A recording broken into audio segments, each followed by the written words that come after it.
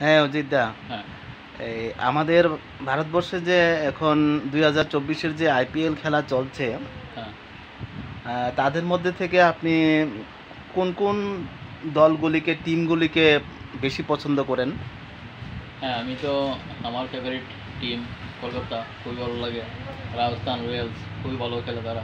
তারপর লখনৌ আছে, Chennai super king, sunrise Hyderabad, খুব ফ্যান্টাস্টিক তারা খেলা। এবারে আমি বুঝতে পারলাম না যে 2024-এ যে খেলা চলছে, কে জিতবে কে হারবে। 224 রান বানালো, যে জিতবে এরকম না। 2024 যে রান বানালো, এটা চেঞ্জ করে তারা জিতে দেয়। যেরকম আমি দেখতে পেলাম যে 287 রান বানানোর পরও খুব হার্ড কন্টেস্ট খেলা চলছে, খুবই মজা লাগছে আমার কাছে দেখতে। তো আপনি কোন দলটা এবার প্রাইজ নিতে পারে মনে করেন?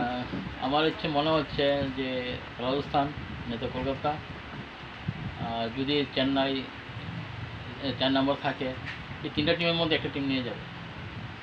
পুরো ভরসা আছে, মানে আমি শিওর একটা টিম বলতে পারবো না। 3টা টিম বলে দিচ্ছি, 3টা টিমের মধ্যে একটা টিম অবশ্যই পেতে পারে। তবে এবার টিমের যে বিশেষ বিষয়গুলি কি, মানে